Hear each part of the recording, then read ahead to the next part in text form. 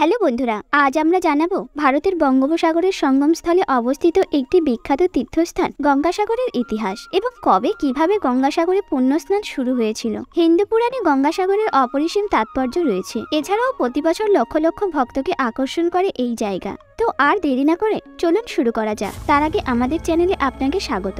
গঙ্গাসাগরের গল্পটি প্রাচীনকালের এবং হিন্দু পুরাণেও রয়েছে।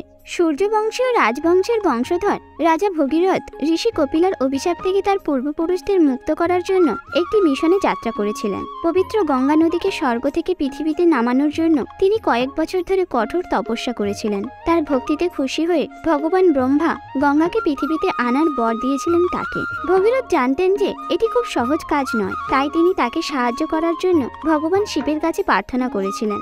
ভগবান শিব গঙ্গার অবতরণ ভাঙতে রাজি হয়েছিলেন তার জটার ওপর দিয়ে। তাই গঙ্গা স্বর্গ থেকে নেমে শিবের মস্তকে অবতরণ করেন। সেখান থেকে তিনি বেশ কয়েকটি স্রোতে প্রবাহিত হয়েছিলেন, যার মধ্যে একটি হলো হুগলি নদী, যা কলকাতার মধ্য দিয়ে প্রবাহিত হয়ে এবং অবশেষে গঙ্গাসাগরের বঙ্গোপসাগরে মিলিত হয়েছে।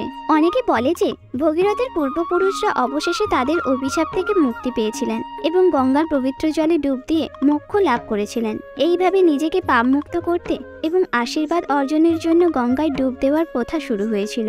গঙ্গাসাগর হিন্দুদের জন্য অন্যতম পবিত্র স্থান হিসেবে বিবেচিত এবং প্রতি বছর লক্ষ লক্ষ ভক্তকে আকর্ষণ করে। গঙ্গা এবং বঙ্গোপসাগরের সঙ্গমে ডুব দেওয়ার কাজটি ভক্তদের পাপ পরিষ্কার করে এবং আশীর্বাদ প্রদান করে বলে বিশ্বাস করা হয়। বলা হয় যে গঙ্গাসাগরের জল বিশেষভাবে পবিত্র, কারণ এটি সেই স্থান যেখানে গঙ্গা সমুদ্রের সাথে মিলিত হয়। তাই স্নান করার জন্য সবচেয়ে শুভ স্থান বলে মনে করা হয়। প্রতি বছর মকর সংক্রান্তির দিনে গঙ্গাসাগরে একটি বিশাল মেলার আয়োজন করা হয়, যা সারা ভারত এবং বিদেশ থেকে লক্ষ লক্ষ ভক্তকে আকর্ষণ করে। তারা পবিত্র জলে স্নান করে এবং ভগবান শিব ও অন্যান্য দেবতার প্রার্থনা করে। মেলাটি বিশ্বাস এবং ভক্তির একটি অবিশ্বাস্য দৃশ্য, যেখানে সকল স্তরের মানুষ উদযাপন করতে এবং আশীর্বাদ চাইতে একত্রিত হয়। যদিও গঙ্গাসাগরের তীর্থযাত্রা অনেক হিন্দুর জন্য একটি পবিত্র কর্তব্য বলে মনে করা হয়, কিন্তু এটি একটি সহজ যাত্রা নয়। তীর্থস্থানটি সাগরদ্বীপে অবস্থিত, যার নিকটতম প্রধান শহর কলকাতা থেকে প্রায় 150 কিলোমিটার দূরে অবস্থিত। দ্বীপটিতে শুধুমাত্র নৌকো দ্বারা যাতায়াত সম্ভব।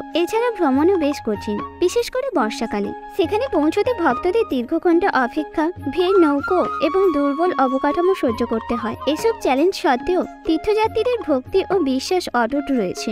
বর্তমান সময়ে সরকার তীর্থস্থানের আধুনিকীকরণ এবং অবকাঠামোর উন্নত করার চেষ্টা চালিয়েছে। দ্বীপে প্রবেশের উন্নতির জন্য একটি নতুন জেটি নির্মাণ করা হয়েছে এবং তীর্থযাত্রীদের চাহিদা মেটানোর বিভিন্ন সুবিধা, যেমন টয়লেট, পানীয় জলের সুবিধা এবং বিশ্রামের জায়গা তৈরি করা হয়েছে। আমাদের ভিডিওটি ভালো লেগে থাকলে লাইক, কমেন্ট, শেয়ার করবেন এবং আমাদের চ্যানেলে নতুন হয়ে থাকলে আমাদের চ্যানেলটিকে সাবস্ক্রাইব করবেন।